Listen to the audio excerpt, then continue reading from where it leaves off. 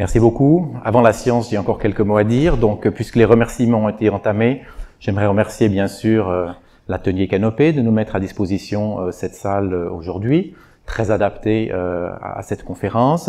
Je tiens à remercier aussi le soutien de la délégation régionale du CNRS qui nous a apporté un support technique pour la communication de la conférence, notamment les affiches que vous voyez un peu partout. Bien sûr, je devrais remercier plus longuement, mais je vais le faire uniquement brièvement, toutes les personnes qui se sont dévouées pour l'événement, notamment des membres de l'Institut Fourier, aussi bien des enseignants-chercheurs et des chercheurs que le personnel administratif et technique. Comme ça a déjà été mentionné, ces conférences sont filmées, elles sont ensuite disponibles sur YouTube. Donc je suis sûr qu'après la conférence de ce soir, vous allez regretter de ne pas avoir assisté aux précédentes, mais ce n'est pas grave, vous pouvez aller tout visionner. Puisqu'on a mentionné aussi brièvement les actions envisagées pour organiser pour les 250 ans de Fourier, je mentionne brièvement qu'il y a à l'Institut Fourier une exposition sur la vie et l'œuvre de Fourier qui a été inaugurée la semaine dernière, qui sera présente jusqu'au 19 ou 20 décembre.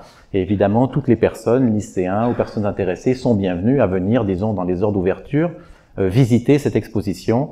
Il y a 12 panneaux sur la vie de Fourier, il y a aussi des documents inédits exhumés des bibliothèques et des fonds d'archives, une machine de 1905, rutilante de laiton et différentes curiosités que vous pourrez voir à cette occasion.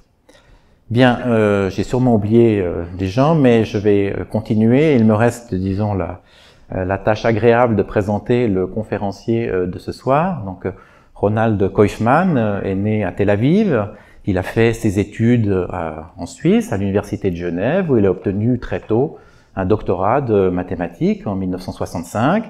Il a depuis fait l'essentiel de sa carrière académique aux États-Unis, d'abord à l'Université de Chicago, puis à l'Université Washington de Saint-Louis, université qui, comme son nom l'indique, ne se situe ni à Washington ni dans l'État de Washington, et finalement à l'Université Yale, où il est professeur depuis 1980. Si vous ne savez pas où se trouve l'Université Yale, vous pouvez interroger vos téléphones portables que vous aurez au préalable mis en mode silencieux.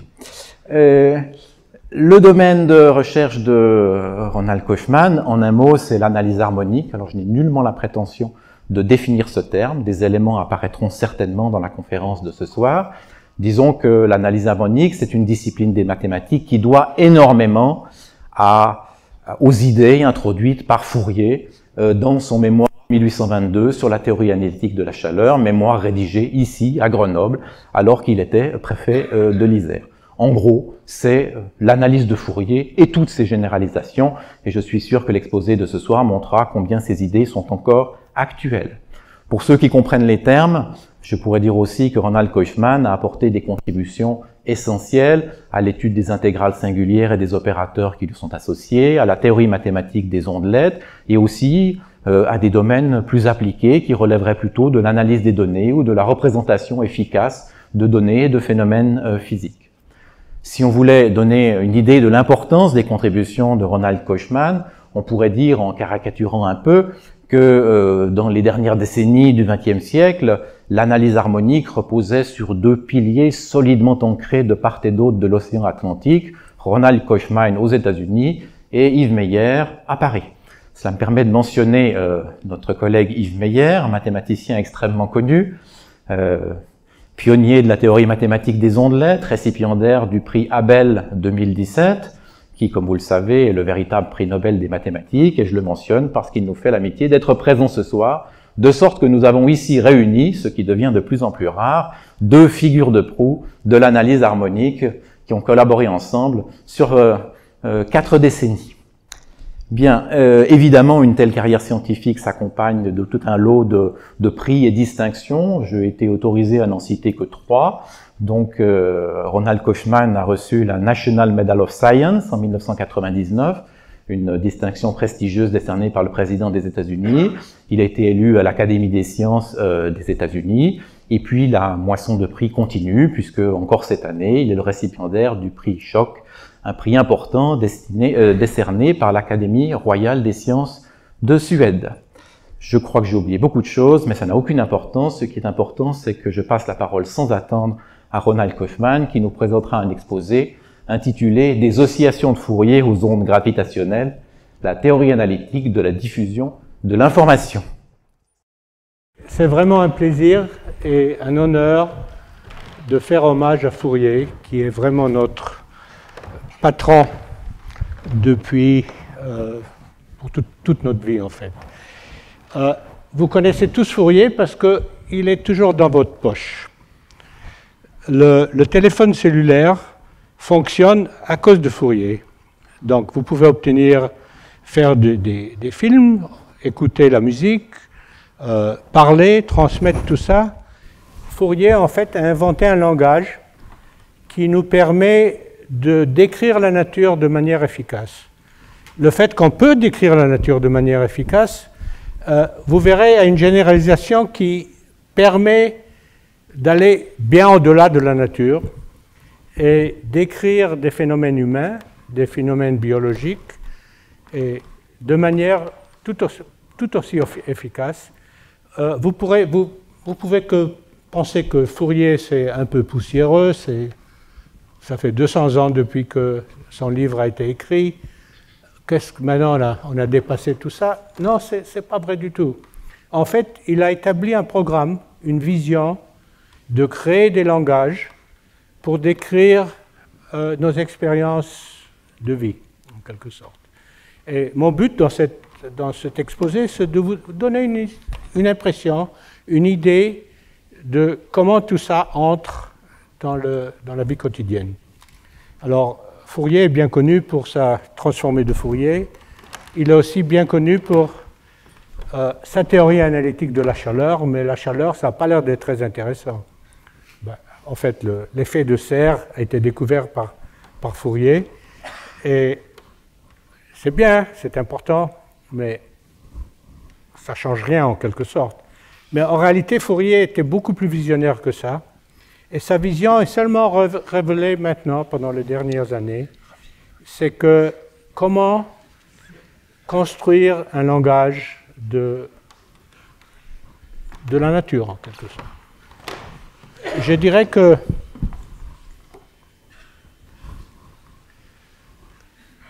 on commence. Oui? Oui. Pardon.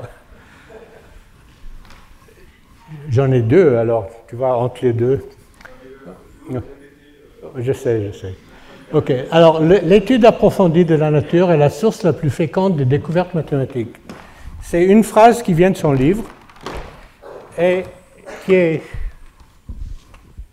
comme vous verrez, fait partie d'un message un peu plus grand.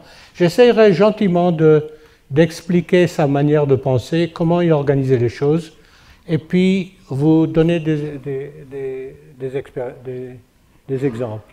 La chose importante, c'est qu'il a développé un nouveau langage de l'analyse mathématique à l'époque. Donc, il y a 200 ans, il avait ce langage. Il a introduit aux autres mathématiciens qui n'étaient pas particulièrement contents. Ils l'ont bien accepté, évidemment, mais c'était surtout à l'étranger. En plus de ça, ça a pris, je dirais, 150 ans pour que ça soit bien pris, bien ancré dans le monde. Une autre remarque que je voudrais faire à propos de 150 ans, il y a 50 ans, à l'occasion du 200e anniversaire de Fourier, il y a eu plusieurs articles qui ont paru, de la même manière que maintenant, sur l'importance de Fourier dans le monde mathématique.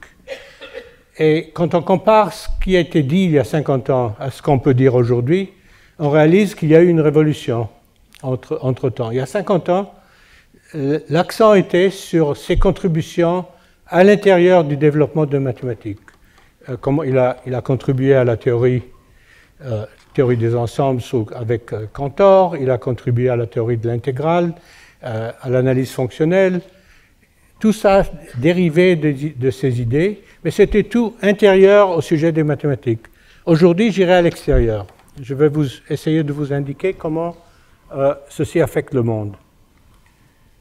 Alors, les mathématiciens de l'époque disaient, bon, comme disaient Kahan et Alain Juel, il était trop physicien pour les mathématiciens, trop mathématicien pour les physiciens, et surtout beaucoup trop en avance sur son temps. C'est justement avec l'avènement des ordinateurs et du tout numérique qu'il est revenu sous les feux d'une actualité qu'il n'aurait jamais dû l'oublier. Donc, en fait, toute notre électronique marche grâce à Fourier. Et en fait, il n'y a pas une seule chose qui pourrait marcher si on enlevait la transformée de Fourier dedans. Mais la transformée de Fourier, c'est un objet assez rudimentaire, mais qui ouvre des tas de portes. Alors, je reviens à la même citation qu'avant, mais il disait que l'étude approfondie de la nature, c'est la source de découvertes mathématiques, mais elle permet de rendre le langage approximatif beaucoup plus précis. Je vais le lire ici. Je vais sauter ça et je vais parler juste 2 minutes d'un travail qu'il a fait qui a motivé ces exercices et c'est la raison d'être de la construction des transformées de Fourier et des notes oscillantes, comme on dit. Alors, la chose qu'il a fait, il voulait savoir comment la chaleur se propage, par exemple, d'un ensemble qui est bleu ici, au centre. Et il a fait l'observation que chaque point ici transmet une quantité de chaleur qui est fonction de la différence entre la température ici et la température là. Et en fait, le changement de température que ce point va subir est la somme de toutes les contributions de tous les points autour. On pourrait aussi voir ça autrement, on pourrait aussi penser que la chose va au sens inverse. On a un point ici qui diffuse de la chaleur à son environnement. On peut essayer d'écrire l'équation comme ça, je viendrai à ça dans une minute. Donc il a en fait obtenu cette équation de la chaleur qui dit que la dérivée de la température au temps t est donnée comme la température au point x ici, moins l'influence des températures tout autour. Cette différence, c'est ce qu'on appelle le Laplacien, mais ça n'a pas d'importance pour l'instant. C'est seulement pour localiser tout ça. Alors, un phénomène, la transmission de la température, c'est un procédé qu'on appelle de diffusion. Un procédé de diffusion que vous connaissez très bien, c'est quand vous mettez une goutte d'encre dans l'eau, et vous laissez la goutte d'encre se dissiper à l'intérieur de l'eau. Chaque molécule d'encre est tapée par les molécules du mouvement brownien de l'eau, donc les molécules de l'eau le bougent, et la gravitation l'envoie vers le bas. Donc, ce procédé qu'on a ici, c'est un procédé de diffusion qui est essentiellement l'équation de diffusion et l'équation de la chaleur, c'est la même. C'est interprété différemment. Une, c'est une diffusion de concentration de particules. L'autre, c'est une transmission de chaleur d'un endroit à l'autre. Et Fourier avait trouvé cette équation différentielle qui était dans le style des équations que Newton obtenait. Et en fait, cette équation différentielle, il fallait la résoudre. Eh bien, c'est justement là que son génie entre en jeu. On ne pouvait pas trouver, à l'époque, il y avait des formules. Les formules ne marchaient pas, parce qu'il n'y avait pas suffisamment de formules pour pouvoir traiter toutes les situations qui pouvaient arriver dans la nature. Il a réalisé que quand on a un corps solide qui a des propriétés différentes à des endroits différents, que la température se propage différemment. Il faisait des tas d'expériences dans son bureau de préfet ici à Grenoble, où il ouvrait les portes, il fermait les portes, il regardait comment la chaleur se transmettait, etc. Et il a réalisé que pour pouvoir décrire ce phénomène avec le temps, il fallait trouver des objets qu'il appelait des fonctions propres, qui étaient des fonctions, si tu veux, des distributions de concentration d'objets ou bien des distributions de température qui changeaient pas leur forme, mais qui étaient seulement atténuées à travers le temps. Ces fonctions propres, si vous êtes mathématicien, ce sont des vecteurs propres de certaines transformations, mais en fait, c'est des situations stables pour un procédé de diffusion. Et il a réalisé que si on avait ces fonctions propres, on pourrait résoudre cette équation, mais on pourrait résoudre n'importe quelle équation de ce genre aussi. Et il a travaillé beaucoup pour identifier des exemples. L'exemple canonique qu'il a fait, c'est les fonctions propres, qui sont les fonctions trigonométriques. Donc, il exprime toute solution comme combinaison linéaire de ces fonctions. Il introduit le développement en série trigonométrique, qui sont les fonctions propres de situation donnée. Et il découvre le calcul des coefficients comme un calcul des intégrales. Donc, en fait, il est complètement sorti de la boîte de la prison mathématique dans laquelle étaient les autres mathématiciens de l'époque. Une série de Fourier, c'est une série en cosinus, en sinus. Et comme vous voyez sur cet exemple, on peut utiliser cette série pour approximer cette fonction en escalier qui monte et qui descend. Et l'approximation avec un terme n'est pas très bonne, la courbe rouge, mais plus on ajoute des termes, plus la série se colle à l'objet qu'on a. Donc, ces fonctions élémentaires qui sont ici, ces fonctions élémentaires permettent de construire n'importe quelle fonction. Ces fonctions élémentaires, c'est des fonctions oscillantes. Vous pouvez penser que c'est des notes musicales. En fait, ça serait des notes musicales si on les localisait. Donc, au lieu de prendre des cosinus, on peut prendre des cosinus à différentes fréquences, et puis on les localise en mettant une enveloppe dessus. Maintenant, vous pouvez penser à ça, on va sortir des mathématiques, on va rentrer dans la musique. Vous pouvez penser à ça comme une note musicale d'une certaine fréquence, d'une certaine longueur, et ici l'amplitude est standard, l'amplitude est 1, mais on peut changer l'amplitude. Donc en fait, il a inventé une notation musicale mathématique qui permet de prendre un son et le développer en ces notes musicales. Ce n'était pas son but, mais il a trouvé un langage universel pour décrire n'importe quelle oscillation et n'importe quelle fonction en une variable comme combinaison de ces notes musicales. Voilà des autres. Bon, il nous a inspirés et on a sorti des autres notes musicales mathématiques qui se calculent facilement, cette fonction qui est là, c'est une ondelette, et ça, c'est des paquets d'ondelettes, c'est des genres. Mais aussi, vous voyez que c'est une note musicale, dans le sens que ça a une oscillation donnée, a une longueur donnée, et une amplitude qui peut être arrangée comme on veut, et on peut facilement prendre un score musical et essayer de l'écrire de cette manière. Le défaut de cette notation musicale, c'est que quand on prend une fonction ou un objet qui dépend du temps, et puis on essaie de les décrire comme ça, on est un peu mis en boîte. C'est que les musiciens, en fait, ont fait mieux que Fourier, dans un sens.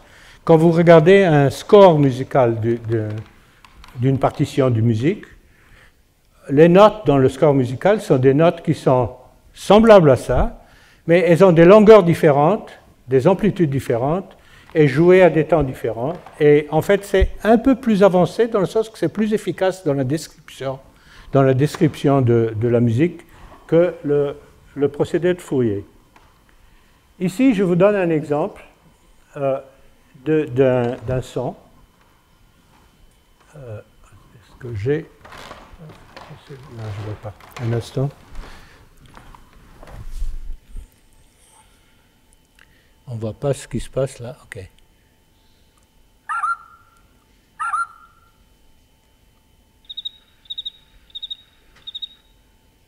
OK. Quel est le score musical de ça?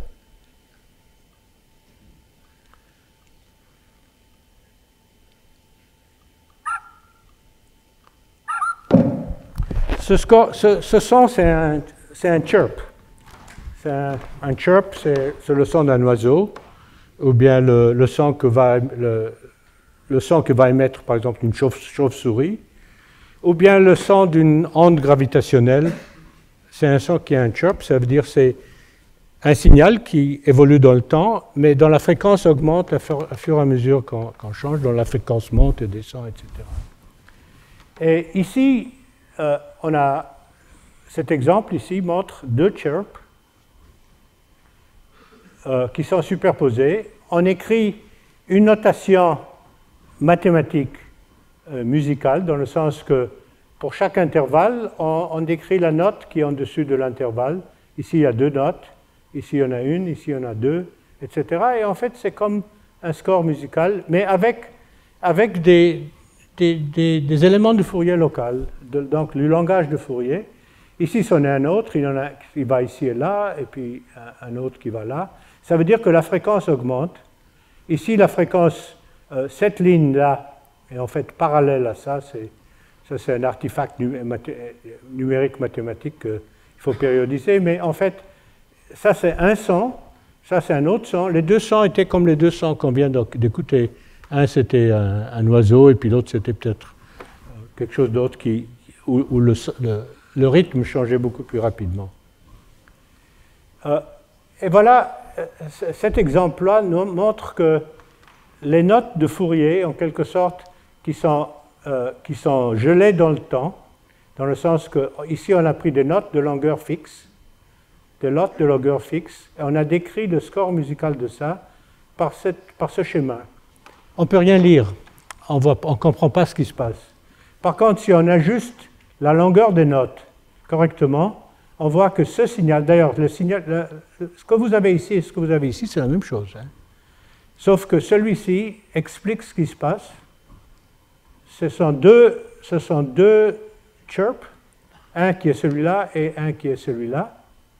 En fait, il y en a 3 ici. Il y en a un ici et un ici. Et en fait, vous pouvez penser que si le chirp est un chirp qui est émis par une chauve-souris, et il y a 2 réflexions des murs qui apparaissent, la distance entre les chirps permet à la chauve-souris de localiser son emplacement. Parce que la distance, c'est la différence de temps que ça prend pour que le son revienne. Donc, la musique de la chauve-souris, elle est là. Le son qu'on a, c'est ça. Ici, ça c'est la musique de l'univers, où en 2015, les ondes gravitationnelles ont été mesurées par des appareils extrêmement compliqués, mais en fait, la théorie de la relativité disait que la relativité disait qu'en fait, le signal qu'on veut avoir est un chirp, donc il commence à une fréquence qui est basse, et la fréquence augmente plus on s'approche de la fin du signal ici. L'ennui, c'est que le signal réel qui était mesuré est celui qui est à gauche, et il fallait lui associer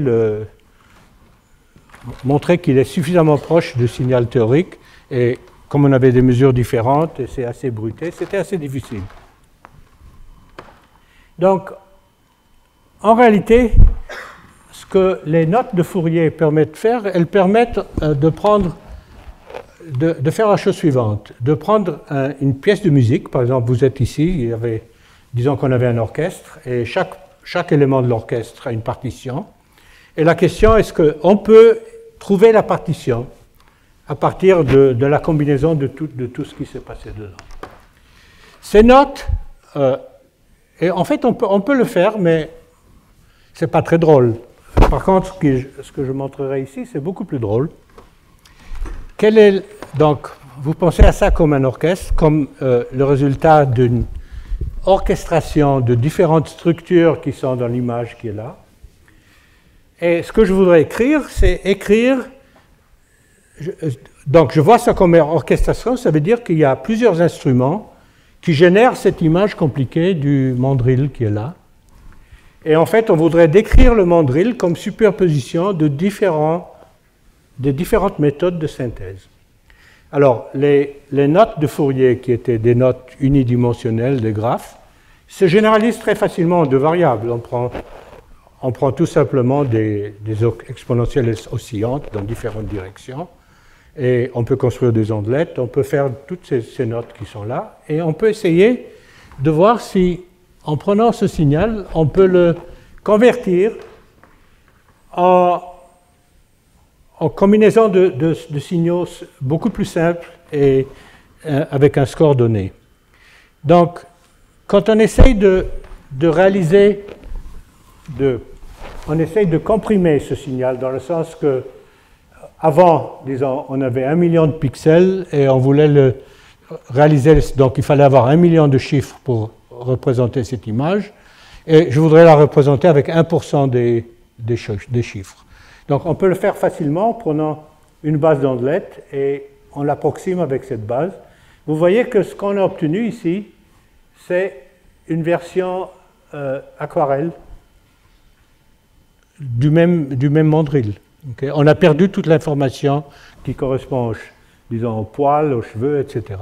Donc c'est une version préliminaire d'un appareil de synthèse. Si on regarde le résidu est assez compliqué, il a aussi beaucoup de structures.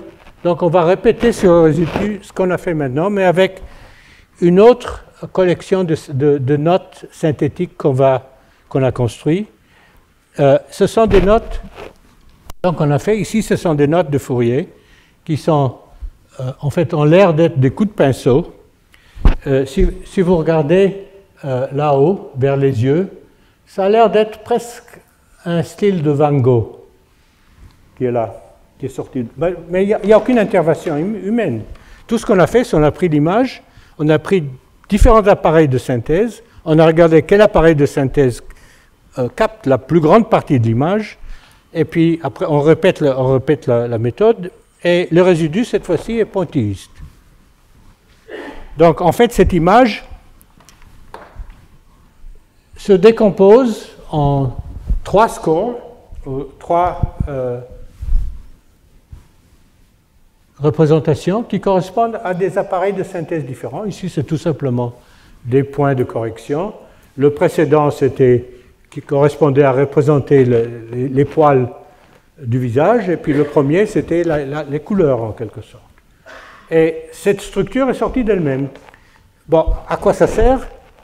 Ben, si vous voulez voir des images, et envoyer des images très compliquées sur ça, la plupart des algorithmes de compression d'images utilisent une partie de ces outils à l'intérieur.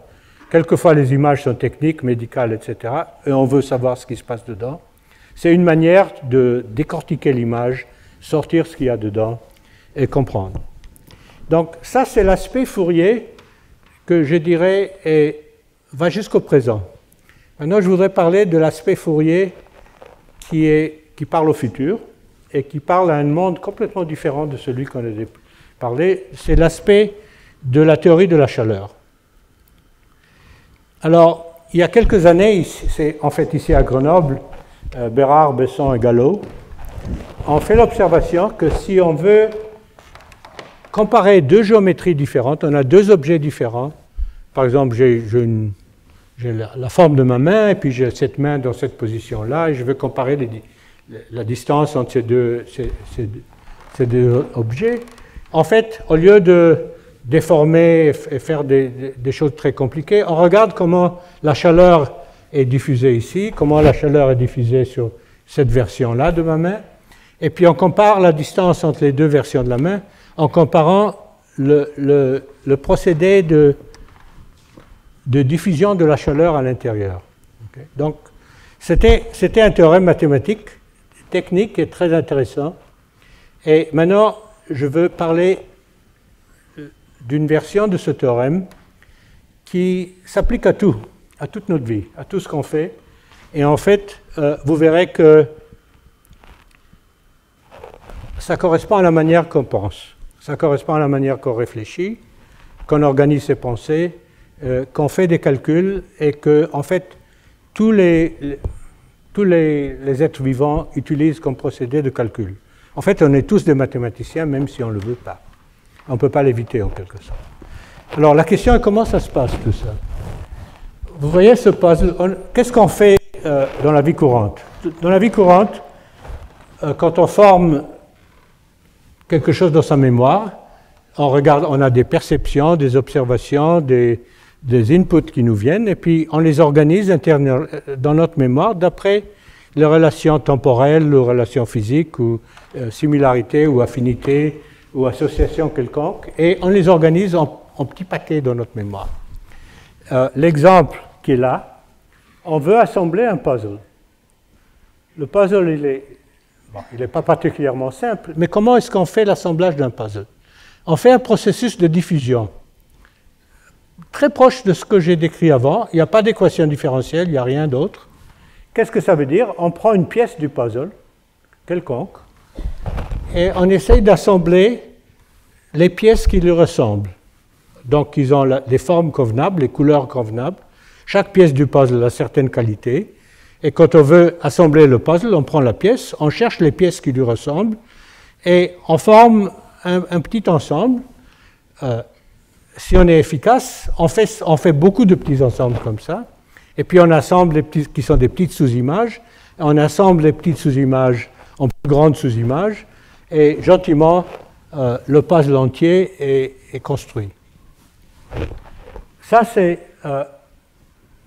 le procédé naturel, et le procédé naturel aussi en biologie, d'associer, disons qu'on ait une cellule, ou bien un ensemble de 1 milliard de cellules qui sont sur une flaque d'eau, qui doivent évaluer leur environnement et décider comment ils vont partir, comment ils doivent réagir à l'acidité de la flaque d'eau, je sais pas, ou comment ils doivent réagir, comment ils vont bouger vers la nourriture, etc. Comment est-ce que ces objets réfléchissent? Comment est-ce qu'ils arrivent à former l'idée qu'il faut bouger, ou bien un danger, ou quelque chose? Et ils le font en faisant des associations, en connectant un à l'autre, en envoyant des signaux un à l'autre, ou bien en bougeant ensemble, en groupe, en diffusant ensemble, en groupe. Ça, c'est au niveau le plus élémentaire. Mais passer au niveau de formation de mémoire, c'est un assemblage d'un puzzle. On prend beaucoup de mots qui se ressemblent, ou de mots qui sont associés d'une manière ou d'une autre, et on forme des groupes qui sont des concepts. On prend ces concepts et puis on les groupe aussi en idées.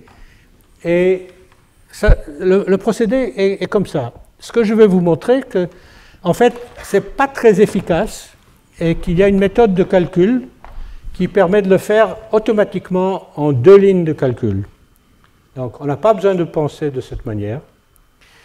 Mais avant de le faire, je vais vous montrer pourquoi diffuser notre connaissance est une chose importante. Ici, c'est un exemple d'une vision sous le microscope comment on appelle ça, un tissu, ou bien d'un tissu biologique, c'est tout. On cherche à découvrir, disons, le cancer là-dedans. Mais avant de faire ça, on veut caractériser les points bleus. C'est un genre de cellules qui ont un profil comme ça. Le profil qui est décrit ici, c'est un peu un profil chimique qu'on mesure d'une manière quelconque de ce point. Donc tous les points bleus, on a pris ça en cette allure, les points roses en cette allure et les points verts en cette allure. Alors on pense, ça ne doit pas être très difficile de classifier tout ce qu'il y a ici. On prend un point, on compare à ça, on compare à ça, on compare à ça, et puis on décide si ça ressemble plus à un et à l'autre. Eh bien, c'est comme ça qu'on va décider. Quand on fait cette décision de cette manière, on fait beaucoup de fautes quand on est là, quand on est au bout de l'image. Tout ce qui est bleu ici est faux. Ça, c'est l'image correcte. Alors la question est comment est-ce qu'on peut faire ça d'une meilleure manière? La raison qu'on fait des fautes, c'est qu'en fait, le profil qu'on a ici n'est pas du tout le profil d'ici. C'est sous le microscope, il y a des variations de lumière, variations d'épaisseur, etc. Donc on peut rien déduire en comparant ce qui est loin à ce qu'on avait ici. Disons qu'on avait ces 3 points de référence, on veut comparer un point ici à ces points de référence, on ne peut pas le faire. Par contre, on peut très bien comparer les points qui sont au voisinage du bleu ici et décider dans ce voisinage qui sont les autres bleus. Donc, au lieu d'un bleu, on aura un groupe de bleus. Au lieu d'un qu'est-ce que c'est, un violet, il y aura tout un ensemble de violets dans la région. Maintenant qu'on a un plus grand ensemble, on peut propager cette idée qu'on a, ou bien cette connaissance qu'on a appris dans ce voisinage, on peut la propager à travers le reste. Et quand on propage à travers le reste, en fait, on obtient le résultat correct. Donc, en général, quand on veut propager notre connaissance, il faut diffuser la connaissance dans ce truc. Et ici, j'ai fait ça, comme vous voyez, j'ai fait ça comme un ensemble, le puzzle. J'ai pris les plus proches, et puis j'ai propagé les plus proches, etc. Et j'ai assemblé l'image entière.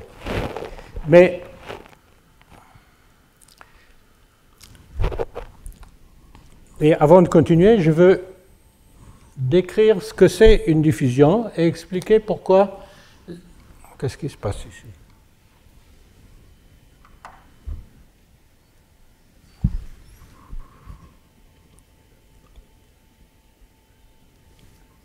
Voilà.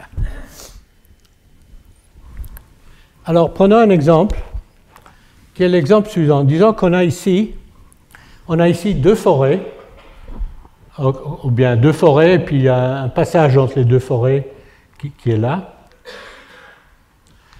Et il y a l'éclair, il y a une infection, ou bien un feu qui commence ici, et le feu se propage d'un arbre à un autre, d'un arbre à un autre, et il arrivera éventuellement du point B, il arrivera au point C, mais le feu peut aussi se propager de B à A. Et en fait, la question qui nous intéresse, est-ce que B est plus proche de A que de C? Si on regarde la longueur, le chemin le plus court, c'est à peu près la même chose. Le chemin le plus court entre ça et ça est à peu près le même. Mais l'ensemble des chemins qui lient B à C est beaucoup plus grand et riche que l'ensemble qui vont de B à A, parce que tous ceux qui vont de B à A doivent passer par le couloir qui est ici. Ça veut dire qu'en fait, il faut penser que A est assez loin devrait être considéré comme beaucoup plus loin de B, et C devrait être considéré comme plus près de B. Et en fait, on peut définir une distance, mais on peut aussi essayer de revisiter ça avec l'idée de Fourier, c'est de regarder les fonctions propres du processus qui fait passer d'un point à l'autre à travers ce nuage de forêt des deux côtés, et regarder si on peut apprendre quelque chose. Et en fait, ce qui se passe, c'est la chose suivante. Voilà, les deux forêts sont toujours là. La couleur correspond au nord et au sud, c'est tout. Et on voit que si on choisit les deux premières fonctions propres, qui sont le genre de fonctions propres que Fourier a pris pour décrire la propagation de la chaleur, on voit très bien que si on prend un point ici, on le transporte ici, ce côté-là est transporté en ça. La distance entre la gauche et la droite est plus grande que la distance originale. Tous les points ici sont très proches l'un de l'autre. Et on a appris quelque chose. Qu'est-ce qu'on a appris? C'est que si on veut préserver les forêts, on veut nous protéger des forêts des incendies, eh bien, on a beaucoup plus de danger ici qu'on a ici. La chose qui se passe ici, c'est que, en fait, c'est un peu différent de ce que j'ai montré avant. Ici, il y a des arbres et puis de l'herbe, de l'herbe sèche qui est ici. La statistique de deux côtés est la même.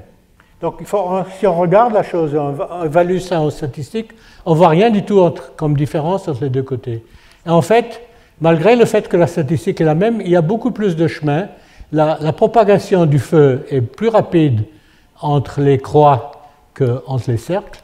Et il y a plusieurs chemins de croix qui vont du haut en bas. Et c'est pour ça que le risque, si on mesure le risque d'aller du haut en bas, il est beaucoup plus grand ici qu'ici.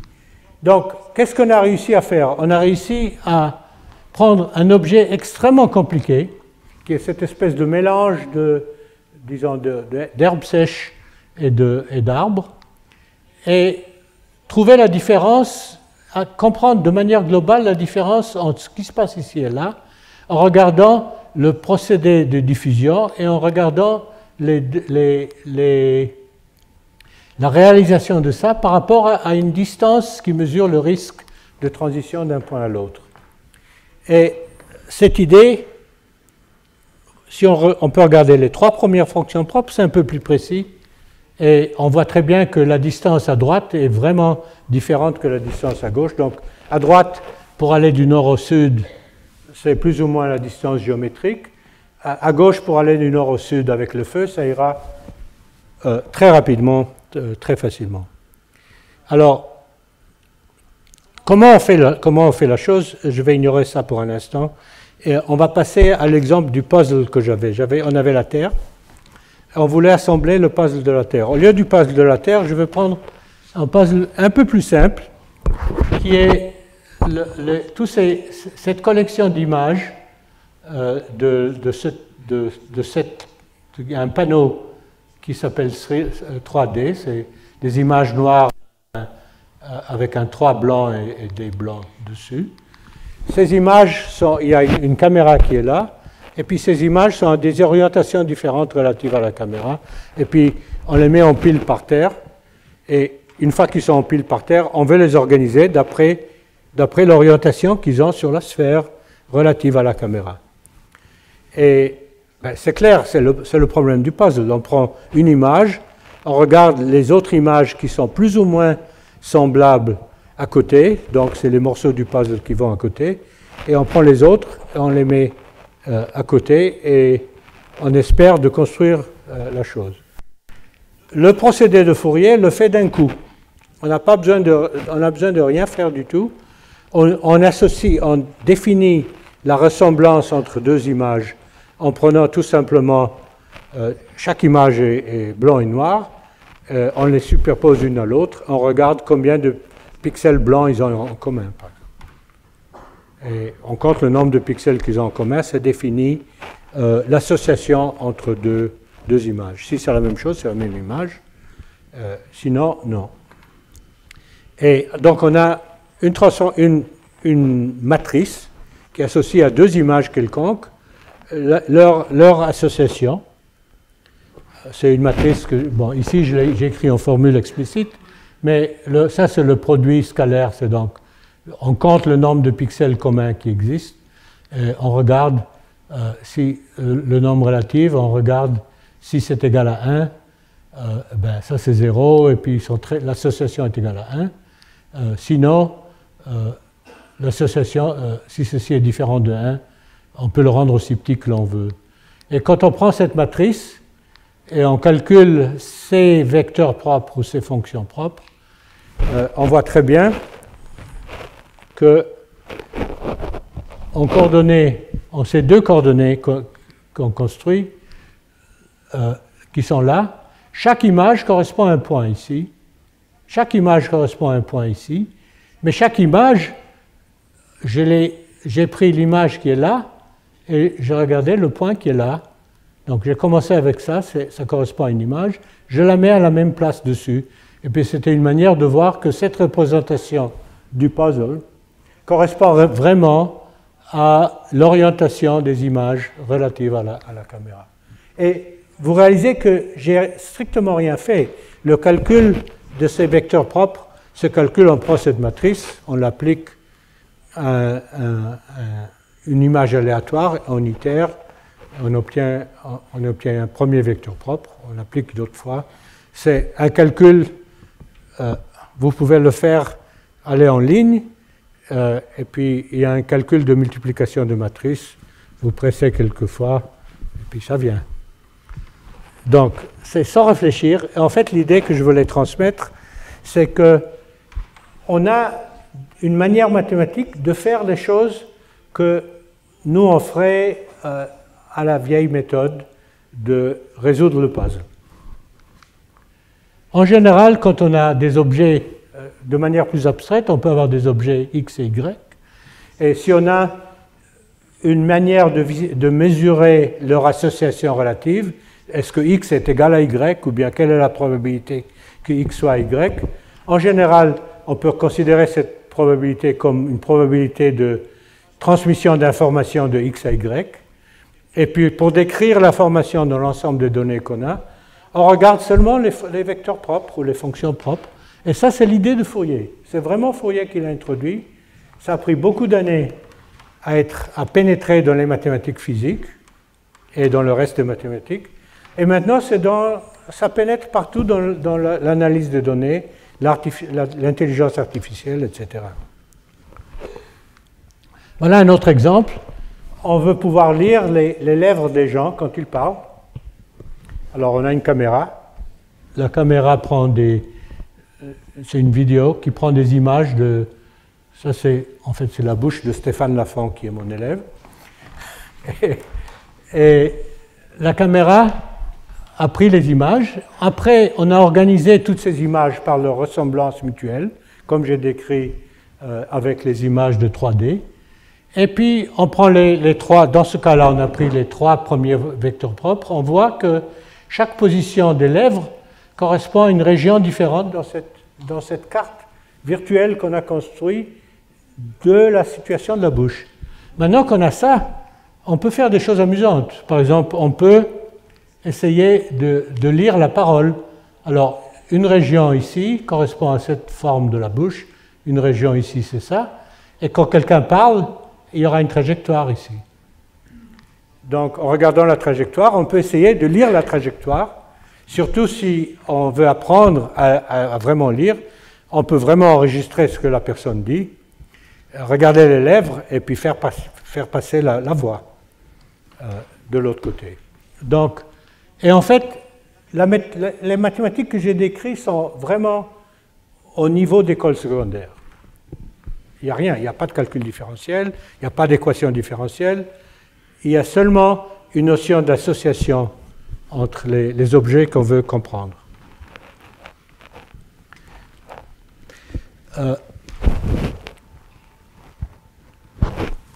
J'ai combien de temps encore? Ok, bon. Ok, je ne veux pas vous fatiguer, encore quelques minutes. 10 minutes à quart d'heure. Okay. Alors, un autre exemple qui est un problème que Cauchy a déjà posé. Donc, Cauchy, c'est un contemporain de Fourier. Et le problème était le suivant. Supposons qu'on connaît les distances réelles entre des villes voisines. Donc, la distance de Grenoble à Lyon et puis à quelques autres villes. Et pour chaque ville, on a quelques villes voisines.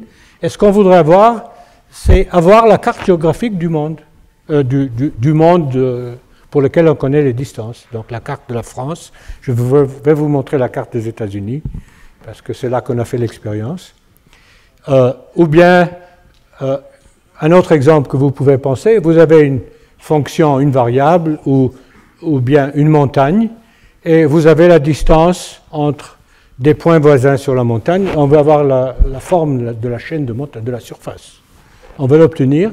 C'est un théorème d'intégration, parce qu'on connaît les différences, les variations mutuelles d'altitude, par exemple, ou de distance entre points.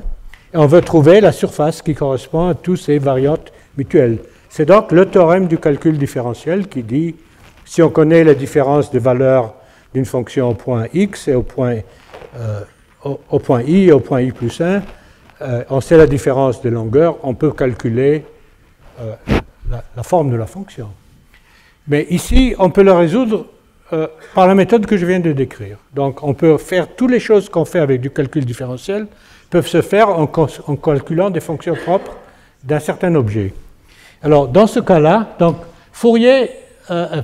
Cauchy avait posé le problème. Il a presque résolu le problème, mais il ne savait pas le lire. Alors, la lecture remarquable a été faite à Mitzinger il y a quelques années. Et la lecture est la suivante. On prend une place, un point PJ, et on prend les voisins on choisit I, on prend les voisins de I qui sont les points PJ.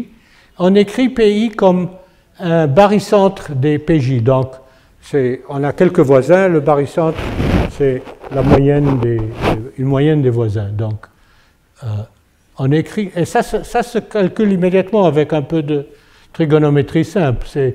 Quand on a des triangles, on connaît tous les côtés du triangle, on connaît le triangle, on connaît tous les angles, on connaît tout. Donc on peut facilement, localement, construire cette matrice. Quand on a construit la matrice, la grande révélation, c'est que la coordonnée x du point, le vecteur, donc disons que j'ai 1000 villes et les coordonnées x1, x2 jusqu'à x1000 des points satisfont cette équation. Donc c'est des vecteurs propres de cette matrice avec valeur propre égale à 1. L'autre, la coordonnée y, c'est la même chose. Donc si je connais les vecteurs propres de cette matrice, je peux facilement calculer les vraies coordonnées des points. Et donc le problème est résolu. Il fallait seulement pouvoir savoir lire. Il n'y a rien. C'est aussi stupide que la pomme de Newton qui est tombée. Donc, il fallait seulement réaliser que... D'ailleurs, Cauchy avait écrit cette équation. Mais il n'a pas réalisé qu'il avait la solution dans les mains. Et en fait, voilà, quand on fait les exemples comme ça avec les villes, et à supposer même que les distances ne sont pas précises, on peut facilement, le procédé d'assembler, en fait, le procédé de calculer la carte, comme on sait calculer une carte locale, c'est un procédé de créer le puzzle. Donc, j'ai une petite carte, j'ai une autre petite carte, je les mets une à côté de l'autre, ça me donne la carte globale, mais une carte globale qui est, généralement, on peut arriver de deux côtés différents à des endroits différents. Okay. Et l'avantage de la méthode des vecteurs propres, c'est qu'on peut commencer partout en même temps et trouver la carte d'un coup. Donc, d'ailleurs, ce calcul, c'est amusant parce que ce calcul est utilisé énormément en chimie physique, où on peut calculer les distances entre les atomes dans des molécules très compliquées en faisant des mesures magnétiques. Et les gens ont utilisé des supercomputers pour calculer ça en passant des heures et des heures. Maintenant, on peut le faire avec cette idée, en 5 secondes sur le laptop, même sur le iPhone. C'est vraiment si simple. Voilà des autres exemples de cette nature. Ici, on a une image bruitée de cette femme et on veut la nettoyer. Ben, ce qu'on fait, c'est qu'on associe à chaque pixel de l'image une petite sous-image de 5 x 5. On regarde la diffusion entre ces images, donc on regarde la similarité entre ces images, ces sous-images bruitées, et de nouveau, on arrive assez facilement à créer une meilleure image, et je vous montrerai un exemple plus simple. On arrive à des miracles. On commence avec cette saleté à gauche, et puis on arrive tout de même à avoir quelque chose.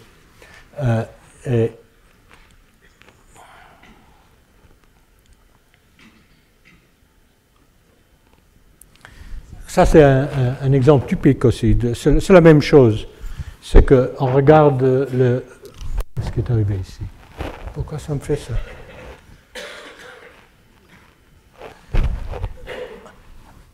On regarde la trajectoire bruitée qui est ici. C'est une trajectoire d'un objet dans 3 variables. On veut la nettoyer. Et bien, de nouveau, on organise cet ensemble de points qui sont des points dans 3 variables par leur ressemblance. Ça devient une espèce de courbe. En fait, ça devient une courbe fermée. Cette courbe fermée, si on prend la coordonnée x, la coordonnée y et la coordonnée z, et on calcule les fonctions propres de cette courbe fermée, ce sont des fonctions trigonométriques, cet objet-là devient cet objet-là. Et avec les images sales que j'ai montrées avant, c'est le procédé qui marche.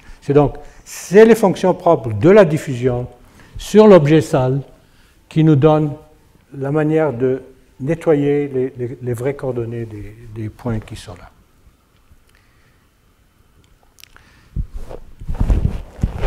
Je voudrais faire encore quelques remarques. La puissance de ces idées est énorme. Elles nous permettent en fait de regarder des objets qu'on ne comprend pas, on ne comprend pas leur physique, on ne comprend rien, et on voudrait extraire le modèle physique qui est sous-jacent. En particulier, pourquoi c'est important? Pour la physique, on dirait, bon, la mécanique, on connaît tout. Mais en biologie, on ne connaît rien. Ou bien, si on veut étudier le cerveau ou le modèle de la dynamique d'un cerveau, on ne sait rien. Il y a pas, quels sont les paramètres physiques, les coordonnées physiques qu'il faut faire. En fait, par ces méthodes, on arrive à les faire. Et je vais vous donner un exemple, en fait deux exemples, qu'on arrive à trouver des coordonnées, des paramètres intrinsèques, des mesures qui ne sont pas du tout évidentes. Donc ici, c'est une molécule qui vibre dans l'eau. Cette molécule a deux axes, un ici et un là. Et puis quand on connaît la position des axes, on connaît la forme de la molécule à peu près. Et la question est, qu'est-ce qui arrive si je fais des mesures, je prends une vidéo, et je fais des mesures des vibrations de cette molécule, mais je ne regarde pas tous les atomes, je regarde seulement les atomes là qui sont colorés, disons ces 5 atomes là, ces 3 là, et puis ces 2 là. Et puis après, je regarde les 5 qui restent. Chaque fois, j'ai une autre vision du même en fait, d'une information qui doit me donner la forme de la molécule. Est-ce que je peux la sortir de manière qui est invariante, qui est indépendante de l'appareil de mesure, de l'observation, pour avoir quelque chose d'intrinsèque? Et dans ce cas, quand on fait l'analyse correcte, de nouveau, les deux fonctions propres de 5 atomes nous donnent cette représentation de la position de la molécule. Et ici aussi, j'en ai une. La couleur, c'est l'angle, correspond à l'angle qui est là. Et en fait, on voit que les deux observations différentes nous donnent le même paramètre réel qui est sous-jacent à un objet qu'on ne connaît pas. Ici, on a triché, on connaît l'objet. Je vais continuer à tricher. Et je vais regarder un objet que vous connaissez très bien. On va regarder un ressort qui vibre mais la vibration, la constante du ressort change avec le temps. Il devient de plus en plus serré et ça vibre de plus en plus vite. Et je ne sais pas. Et puis donc, ça c'est le modèle physique. Maintenant, ce que je vais faire, je vais prendre une caméra, faire une vidéo de ça, mais je vais prendre une caméra avec une lentille qui est complètement brisée en morceaux. OK? Donc, on ne verra rien, en quelque sorte. Et de ça, je vais sortir le mouvement fondamental de cet objet. Donc, la lentille cassée, ici, je l'ai obtenue en faisant une projection aléatoire de l'image. Vous voyez les fluctuations de chacun de ces bouts de verre qui sont là, vibrent de manière différente. Et de ça, on veut sortir les paramètres naturels de ce truc. C'est la constante du ressort, comment il varie avec le temps, ou la fréquence de l'oscillation comme ça, ou la fréquence de l'oscillation comme ça. Et ça sort. On arrive à le sortir. Voilà, les deux fréquences de base sont sorties. Quand on le fait vibrer, on change le ressort d'une autre manière, ça sort. Il n'y a vraiment aucun problème à le faire sortir. La raison qu'on a fait ça, c'était un exercice mental. En fait, on voulait appliquer la même méthode à des oscillations de neurones à l'intérieur du cerveau d'une souris qui fait une expérience qui se répète et qui se répète. On arrive très bien à ressortir des paramètres dynamiques qui montrent la chose. Donc il y a non seulement ce langage de fonctions propres et qui sont en fait des objets qui sont stables par le processus qu'on regarde. Donc une fonction propre, c'est une distribution qui, quand on fait marcher dessus le processus de diffusion, elle ne change pas sa forme, elle change son amplitude seulement avec le temps. C'est la seule chose qui arrive. C'est ce qu'il appelait des fonctions propres. Et ça donne un langage propre. Un langage propre qui permet de comprendre les variables compliquées qui sont là-dedans. Donc, on peut l'appliquer en biologie, mais on peut l'appliquer tout aussi bien en finance. Par exemple, je peux regarder le marché et je peux comparer des compagnies par leur profil de profit ou bien le gain de leurs actions. Et je peux organiser tout le marché en faisant cet exercice. On voit immédiatement que certains groupes de compagnies vont ensemble, certains d'autres sont un peu risqués. Tout ça se trouve très bien. Donc on a une manière de construire un modèle complètement empirique d'objets dont on ne connaît pas du tout la structure, mais on peut ressortir une partie de la structure. Et tout ça, c'est... En fait, quand on regarde, j'étais vraiment surpris. J'ai regardé dans le livre de Fourier, la première fois que je l'ai lu il y a quelques semaines, et c'était évident que dans son esprit, il voyait très bien que pour la chaleur, les objets différents avaient des propriétés différentes. Donc la géométrie de l'objet, si c'était dans son bureau de préfet, ou bien si c'était une boîte, ou si c'était la Terre tout entière, et il regardait l'effet de serre pour la Terre tout entière, il fallait construire, le phénomène était différent, et il fallait construire un langage qui permettait de faire les calculs. Parce que ces phénomènes-là, on ne peut pas le faire mentalement. Il faut vraiment pouvoir faire le calcul. Et ce qui vient de ressortir, c'est que ce langage existe, il y a bien d'autres qu'on peut développer, mais c'est vraiment le début d'un futur scientifique qui n'est toujours pas là. On est en train de le chercher. En quelque sorte, l'intelligence artificielle essaye d'atteindre ce but par d'autres moyens. L'apprentissage, la réduction ou l'apprentissage des variétés empiriques essaye de faire ça, mais c'est vraiment un truc fondamental. En biologie, en médecine, on a des profils de patients, on veut savoir, un patient d'un certain profil, quel est le risque qu'il attrape une certaine maladie ou bien qu'il survit.